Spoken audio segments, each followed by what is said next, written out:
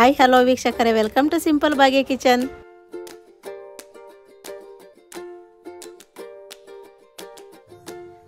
ಇವತ್ತು ನಾನೊಂದು ಹೊಸ ರೀತಿಯಾದಂಥ ಬಿರಿಯಾನಿ ಹೇಗೆ ಮಾಡೋದಂತ ತೋರಿಸ್ತೀನಿ.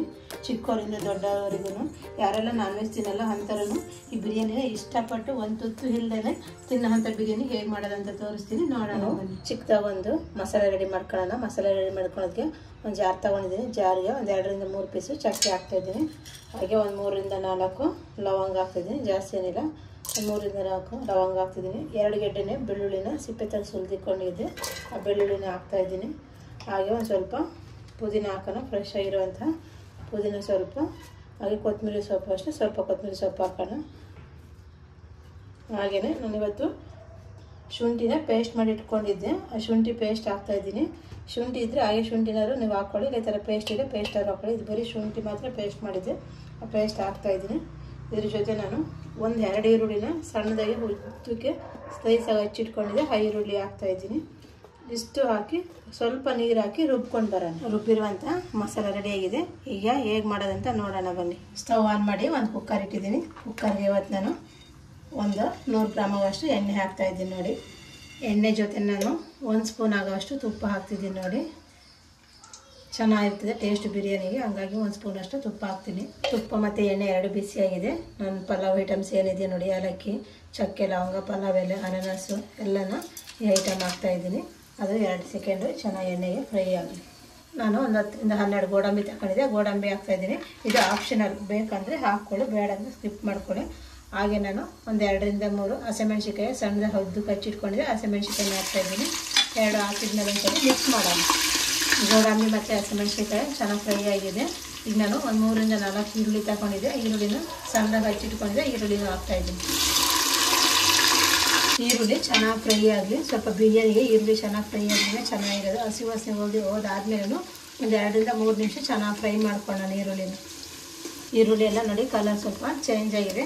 ಈಗ ನಾನು ಇದಕ್ಕೆ ಒಂದು ಅರ್ಧ ಸ್ಪೂನಷ್ಟು ಸಾಸಿವೆ ಹಾಕ್ತಾಯಿದ್ದೀನಿ. ಹಾಗೆ ಒಂದು ಅರ್ಧ ಸ್ಪೂನಷ್ಟು ಜೀರಿಗೆ ಹಾಕ್ತಾಯಿದ್ದೀನಿ. ಒಂದು ಅರ್ಧ ಸ್ಪೂನಷ್ಟು ಸೋಂಪು ಹಾಕ್ತಾಯಿದ್ದೀನಿ. ಫ್ಲೇವರು ತುಂಬ ಚೆನ್ನಾಗಿರ್ತದೆ ಬಿರಿಯಾನಿ ಫ್ಲೇವರು, ಹಾಗಾಗಿ ಸೋಂಪು ಹಾಕೋಣ. ಸ್ವಲ್ಪ ಹಾಕ್ಬಿಟ್ಟು ಎಲ್ಲನೂ ಮಿಕ್ಸ್ ಮಾಡೋಣ. ಇದ್ರ ಜೊತೆ ನಾನು ಒಂದು ಅರ್ಧ ಸ್ಪೂನಷ್ಟು ಗರಂ ಮಸಾಲ ಹಾಕ್ತಾಯಿದ್ದೀನಿ. ಹಾಗೆ ಒಂದು ಚಿಟಿಕೆ ಅಷ್ಟು ಅರಿಶಿನ ಪುಡಿ ಹಾಕ್ತಿದ್ದೀನಿ. ಚೆನ್ನಾಗಿ ಮಿಕ್ಸ್ ಮಾಡೋಣ. ಮಸಾಲೆ ನೋಡಿ ಹಸಿ ವಾಸನೆ ಹೋಗಿ ಚೆನ್ನಾಗಿ ಕುದೀತಾ ಇದೆ. ಈಗ ಇದಕ್ಕೆ ನಾನು ಎಷ್ಟು ಖಾರಕ್ಕೆ ತಕ್ಕಷ್ಟು ಅಚ್ಚ ಖಾರದ ಪುಡಿ ಹಾಕ್ತಿದ್ದೀನಿ. ನಿಮಗೆ ಎಷ್ಟು ಬೇಕಾದ್ರೆ ನೋಡ್ಕೊಂಡು ಅಷ್ಟು ಹಾಕ್ಕೊಳ್ಳಿ. ಎಷ್ಟು ನೀವು ಅಕ್ಕಿ ಹಾಕ್ತೀರೋ ಕ್ವಾಂಟಿಟಿ ಎಷ್ಟಿರುತ್ತೆ ಅದ್ರ ಮೇಲೆ ನೀವು ಡಿಪೆಂಡ್ ಮಾಡ್ಕೊಂಡು ಹಾಕ್ಕೊಳ್ಳಿ. ನಾನು ಇವತ್ತು 1 ಸ್ಪೂನಷ್ಟು ಖಾರದ ಪುಡಿ ಹಾಕಿದ್ದೀನಿ. ಇವತ್ತು ನಾನು ತೇಜು ಬಿರಿಯಾನಿ ಮಸಾಲೆ ತಗೊಂಡಿದ್ದೆ 2 ಪ್ಯಾಕೆಟ್. ಆ ಬಿರಿಯಾನಿ ಮಸಾಲೆ ಹಾಕ್ತಾಯಿದ್ದೀನಿ ನೋಡಿ.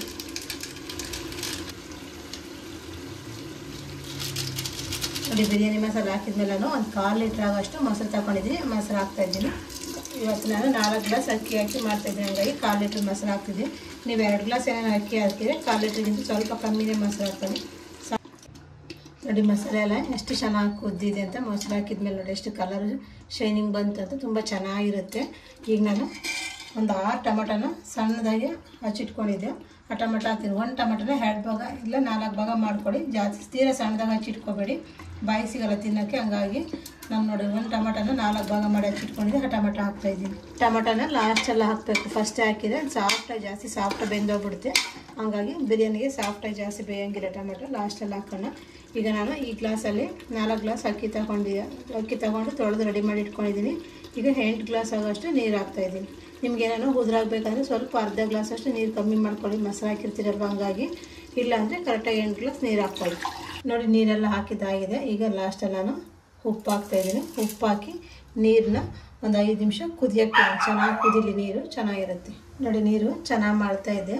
ನಿಮ್ಗೆ ಏನೇನು ಟೈಮ್ ಇಲ್ಲ ಅಂದರೆ ಒಂದು ಕಡೆ ಬಿಸಿ ನೀರಾದ್ರು ಮಾಡಿಸಿ ಹಾಕಿ ನಾನು ಇದಕ್ಕೆ ನೋಡಿ ತೊಳೆದು ವಾಶ್ ಮಾಡೋಂಥ ಅಕ್ಕಿನ ಹಾಕ್ತಾಯಿದ್ದೀನಿ. ನಾನು ಅಕ್ಕಿಯನ್ನು ನೆನೆಸಿಟ್ಟಿರಲಿಲ್ಲ, ಹಾಗೆ ಜಸ್ಟ್ ತೊಳೆದಿಟ್ಟಿದ್ದೆ ಅಷ್ಟೇ. ಅಕ್ಕಿ ಹಾಕಿ ಒಂದ್ಸರಿ ಎಲ್ಲನ ಮಿಕ್ಸ್ ಮಾಡೋಣ. ನಾನಿವತ್ತು 8 ರಿಂದ 10 ಜನಕ್ಕೆ ಬಿರಿಯಾನಿ ಮಾಡ್ತಾಯಿದ್ದೀನಿ, ಹಂಗಾಗಿ 4 ಗ್ಲಾಸ್ ಅಕ್ಕಿ ಹಾಕಿದ್ದೀನಿ. ನೀವೇನಾದ್ರು ಕ್ವಾಂಟಿಟಿ ಕಮ್ಮಿ ಮಾಡ್ಕೊಂಡ್ರೆ ಕಮ್ಮಿ ಹಾಕ್ಕೊಂಡು ಎಲ್ಲನ ಮಸಾಲೆ ಎಲ್ಲ ಕಮ್ಮಿ ಹಾಕ್ಕೊಂಡು ಮಾಡ್ಕೊಂಡು ನಾನು ಸ್ವಲ್ಪ ಜಾಸ್ತಿನೇ ಮಾಡ್ತಾಯಿದ್ದೀನಿ. ಈಗ ಅಕ್ಕಿ ಎಲ್ಲ ಹಾಕಿದ್ದಾಗಿದೆ. ಒಂದು ಅರ್ಧದಷ್ಟು ನಿಂಬೆಹಣ್ಣು ಹಿಂಡಾದ್ಮೇಲೆ ಒಂದು ಅರ್ಧದಷ್ಟು ನಿಂಬೆಹಣ್ಣು ಹಿಂಡಲ್ಲ. ಮೊಸರು ಹಾಕಿದ್ದೀವಲ್ಲ ಜಾಸ್ತಿ ಹುಳಿ ಏನು ಬೇಡ, ಹಂಗಾಗಿ ಒಂದು ಅರ್ಧ ನಿಂಬೆಹಣ್ಣು ಹಿಂಡ್ತಾಯಿದ್ದೀನಿ. ಕುಕ್ಕರ್ ಕ್ಲೋಸ್ ಮಾಡಿಬಿಟ್ಟು ಒಂದು ವಿಸಿಲ್ ಹೊಡಿಸ್ಕೊಂಡು ಬರೋಣ. ಬಿರಿಯಾನಿ ರೆಡಿ ಆಗುತ್ತೆ. ಒಂದು ವಿಸಿಲ್ ಬಿಟ್ಟು ಏರು ಬಿಟ್ಟಿದ್ದೀನಿ ನೋಡಿ, ಏರೆಲ್ಲ ಹೋಗಿದೆ ನೋಡಿ, ಎಷ್ಟು ಚೆನ್ನಾಗಿ ಕಾಣ್ತಾ ಇದೆ. ಸೂಪರಾಗಿ ನೋಡ್ತಾ ಇದ್ರೆ ನಾಳೆ ಬಾಯಲ್ಲಿ ನೀರು ಬರುತ್ತೆ, ಅಷ್ಟು ಚೆನ್ನಾಗಿದೆ ಇವತ್ತು. ಎಷ್ಟು ಈಸಿಯಾಗಿ ಎಷ್ಟು ಸಿಂಪಲಾಗಿ ಇವತ್ತು ನಾನು ಟೊಮೆಟೊ ಬಿರಿಯಾನಿ ಮಾಡಿದೆ ಅಂತ ನೋಡಿದ್ರಲ್ಲ ಎಷ್ಟು ಬೇಕಾರೆ. ನೀವು ಇದೇ ರೀತಿ ಒಮ್ಮೆ ಟ್ರೈ ಮಾಡಿ, ಹಾಗೆ ಹೇಗೆ ಬಂದಿದೆ ಅಂತ ಕಮೆಂಟ್ ಮಾಡಿ, ಲೈಕ್ ಮಾಡಿ, ಶೇರ್ ಮಾಡಿ, ನಮ್ಮ ಚಾನಲ್ನ ಸಬ್ಸ್ಕ್ರೈಬ್ ಮಾಡಿ.